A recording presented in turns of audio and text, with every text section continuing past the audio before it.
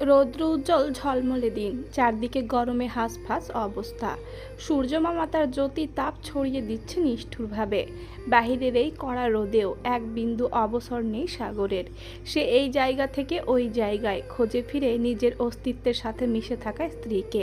আজ 3 দিন হয়ে গেল মেয়েটা তার নজরের বাইরে। 3টা দিনে না একবারের জন্য উষাকে দেখতে পেল, আর না একবার ছুঁতে পারল, কণ্ঠটাও শুনতে পারেনি।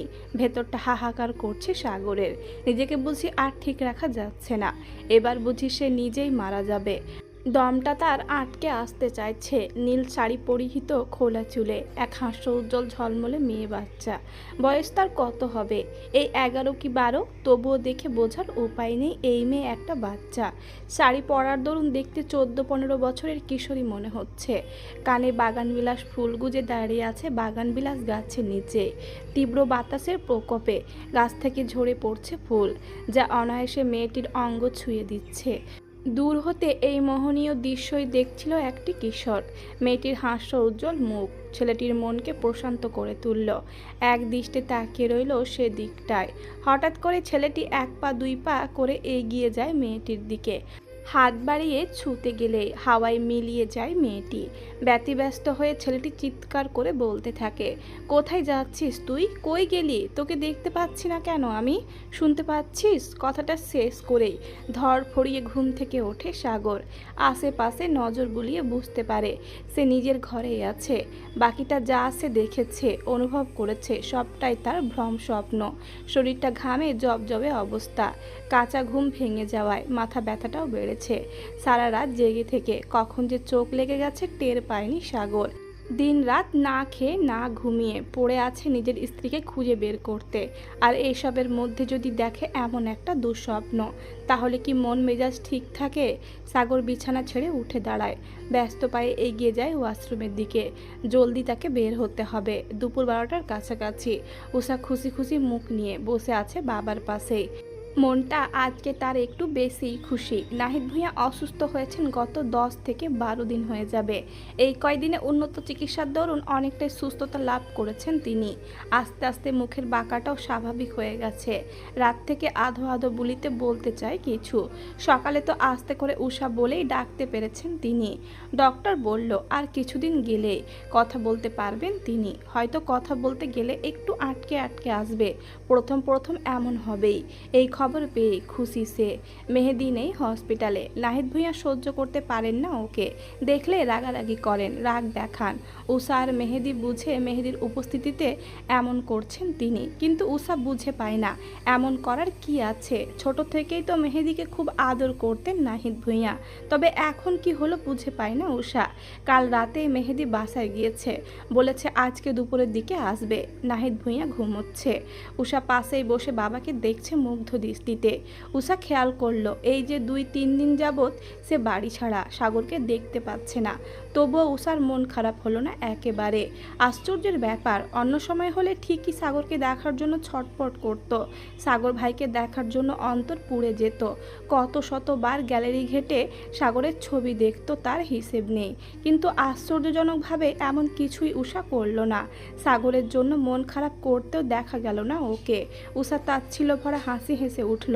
আর কত সহ্য করবে সে অপমান? এবার পালা বিষাক্ত সম্পর্ককে শেষ করা। সব দিক থেকেই উষা এবার প্রস্তুত। কোনো দ্বিধা ছাড়াই সে ডিভোর্স পেপারে সাইন করতে পারবে। উষা নিজের ব্যাগ হাতড়ে আগের ফোনটা বের করলো।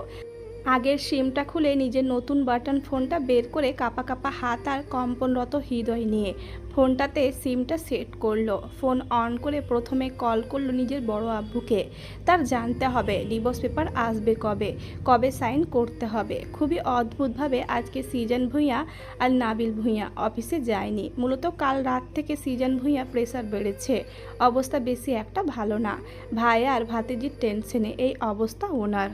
ছেলে মেয়েদের এমন করুণ দশায় যদি তিনি অসুস্থ হয়ে পড়ে থাকেন তাহলে কি করে হবে? 2 ভাই সব দায়িত্ব ম্যানেজারকে বুঝিয়ে দিলেন। সাগর তো আর যায় না অফিসে। উম্মাদের মতো রাস্তাঘাটে ঘুরে বেড়ায়, খোঁজে বেড়ায় কাউকে, যদি একটাবারের জন্যও তার দেখা পায় সে আশায়। সাগর 11টার দিকে রেডি হয়ে বের হয়েছিল বাহিরে যাওয়ার উদ্দেশ্যে, কিন্তু অসুস্থ বাবার অনুরোধ সে ফিরিয়ে দিতে পারেনি। সিজন ভূঁইয়া চেয়েছেন ছেলেটি একটু তার পাশে থাকুক, সময় দিক।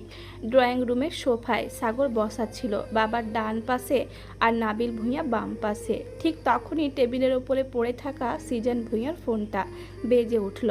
সাগর গলা উঁচিয়ে দেখতে চাইল কে কল দিল, কিন্তু ফোনের স্ক্রিনে যখন দেখল উষা বুড়ি ইজ কলিং, সাগরের মনে হলো হৃদযন্ত্রটা বুঝি থেমে গেছে। বুকটা মুচড়ে উঠল যেন তার। আনন্দে চিকচিক করে উঠল তার পুরো আদল। নিজের হতবিহ্বল ভাবটা কাটাতে পারছে না সাগর। উষার কণ্ঠ শোনার লোভটা সে সামলাতে পারেনি। এক প্রকার ছিনিয়ে নেয় নিজের হাতে ফোনটা। সিজন ভূঁইয়া সেভাবে বসে থেকেই বললেন, কে কল করেছে বাবু? সাগর উত্তর করল না, কাপা হাতে ফোনটা মুঠোয় নিয়ে নিল। তারপর রিসিভ করে স্পিকার অন করে ফোনটা সিজন ভূঁইয়ার চোখের সামনে ধরলো ফোনটা। মুহূর্তেই একরাশ চিন্তা যেন উবে গেল তার। অপর পাশ হতে উষা অপরাধীর ন্যায় বলল, আসসালামু আলাইকুম বড় আব্বু, কেমন আছো তুমি? সাগরের মনের উত্তপ্ততা মুহূর্তেই উবে গেল যেন। ঠিক কতদিন পর মেয়েটার কণ্ঠ শুনতে পেল সে। সাগর নির্লিপ্ত ভঙ্গিতে বসে রইল। তার হৃদয় জুড়ে কেমন অনুভূতি হচ্ছে এটা সে বুঝে পেল না, তবে অন্তরটা যে শীতল হয়ে গেছে তা বেশ বুঝতে পারছে। সিজন ভূঁইয়া কিছুটা কঠোর স্বরে বলল, ভালো আর থাকতে দিলে কই? একটা অসুস্থ রোগীকে সাথে নিয়ে গায়েব হয়ে গেছো। একটাবার ভেবেছ তোমাদের বাবা মেয়েদের চিন্তায় আমাদের কি অবস্থা হবে? আমরা তোমাদের ছাড়া কেমন থাকবো? এখন কোন মুখে কেমন আছে জিজ্ঞেস করছো? উষা কিছুটা মিইয়ে গেল, মন ভার হলো তার। বড় আব্বু কখনোই এমন টোনে কথা বলেনি ওর সাথে। সবাই ওকে কেন এখন ভুল ভাবছে? সাগর ভাইয়ার দোষটা কেন এখন কারো চোখে পড়ছে না? আগে তো সবাই তাকে সাপোর্ট করত, সাগরকে এই সেই করবে কতই কিছু বলতো। আর এখন এখন এই অবস্থা সকলের। দীর্ঘ শ্বাস ফেলে উষা। তবুও উষা সাহস নিয়ে বলল, আমি দুঃখিত বড় আব্বু, এছাড়া আমার হাতে আর কিছু করার মতো ছিল না। আমরা ভালো আছি, বাবাও আগে থেকে সুস্থ হয়েছে, মুখের গঠনও স্বাভাবিক হয়ে গেছে। ডক্টররা আশা করছেন আর কিছুদিনের মধ্যেই কথা বলতে পারবেন ইনশাল্লাহ। সিজন ভূঁইয়া চুপ হয়ে গেল। আদরের ছোট ভাইটাকে দেখে না কতদিন, কি অবস্থায় আছে, কেমন আছে কিছুই জানেন না তিনি। নিজেকে অসহায় লাগে তার। পাশেই সাগর রক্ত চক্ষু নিয়ে বসে আছে, মাথা নিচু করে রাগে ফুঁসছে সে। নাবিল ভূঁইয়া ভাইয়ের অস্থিরতা টের পেয়ে কাঁধে হাত রেখে অভয় দিলেন, ভাইজান মেয়েটার সাথে নরমভাবে কথা বলো, ওকে জিজ্ঞেস করো কোথায় আছে ওরা, বাসায় ফিরে আসতে বলো ওদের।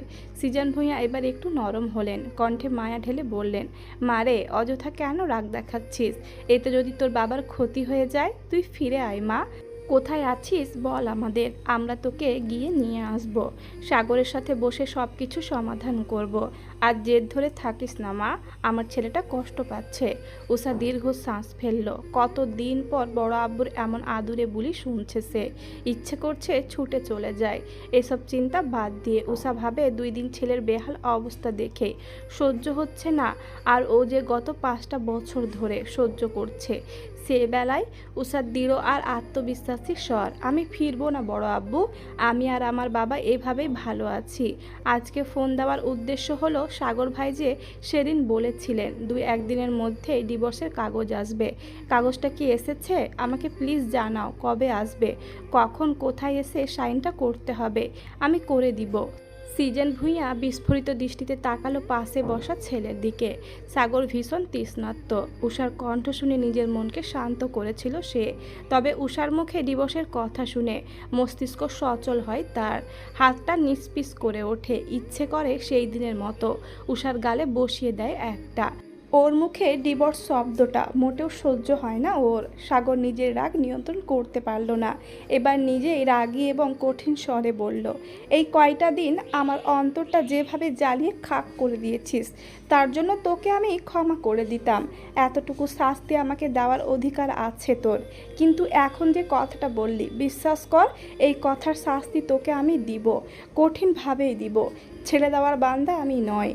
তখন হাড়ে হাড়ে টের পাবি রিফতিহাত ভূঁইয়া সাগর কী জিনিস। সেই দিনের থাপ্পড় ভুলে গিয়েছিস তুই।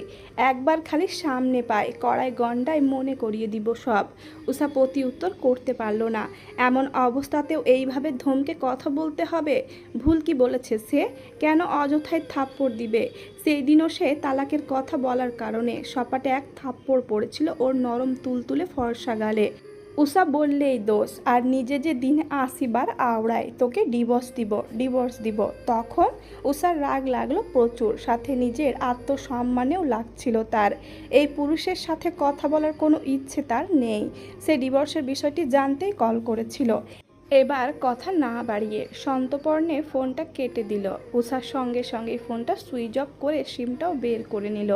এবার ব্যাটা আরও জ্বলে পুড়ে খাক হয়ে যাক, একেবারে অঙ্গার হয়ে যাক, তাতে উষার কি?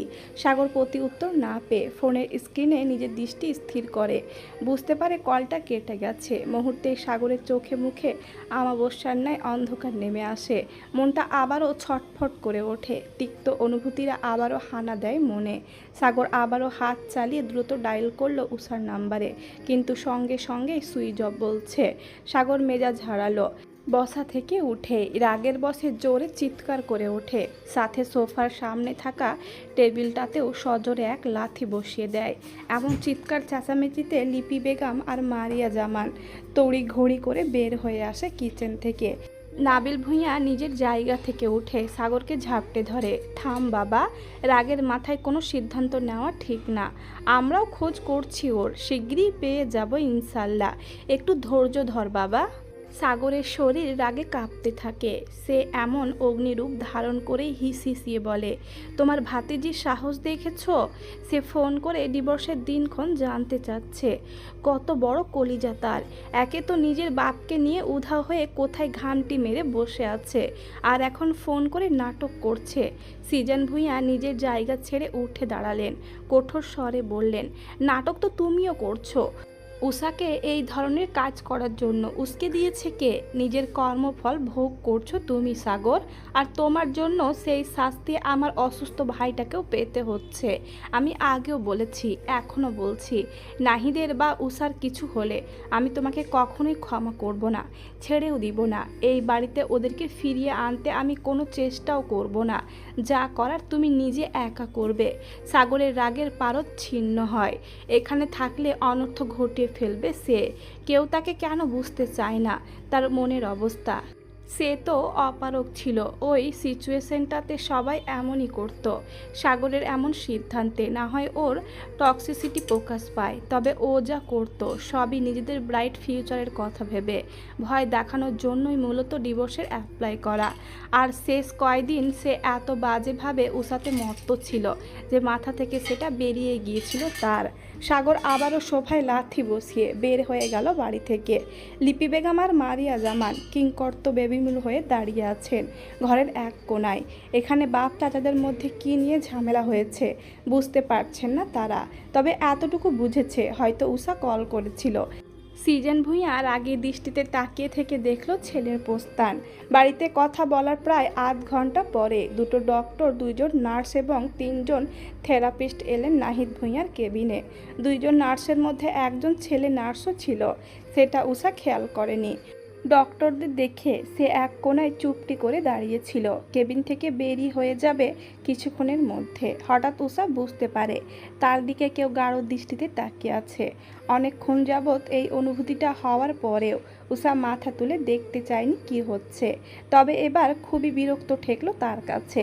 বাবার মুখশ্রী থেকে চোখ সরিয়ে মাথা তুলে তাকালো আশেপাশে। মুহূর্তেই অনুভব করলো বেড থেকে কিছুটা দূরে দাঁড়ানো একজোড়া পুরুষালীর চোখ তাকে গিলে খাচ্ছে। ব্যাপারটা উষার ভালো ঠেকলো না। এত বড় আর উন্নত মানের হসপিটালের এই অবস্থা। উষা জহুরি নেত্রে তাকিয়ে রইল পুরুষটির পানে। পুরুষটাকে এবার চিনতে তার সময় লাগেনি। মুহূর্তেই মুখটা আতঙ্কে ভয়ে নীল হয়ে আসে। ভয়ে উষার হাত পা রীতিমতো কাঁপছে। শুকনো ঢোক গিলল সে। মনে মনে আল্লাহ আল্লাহ করছে সে।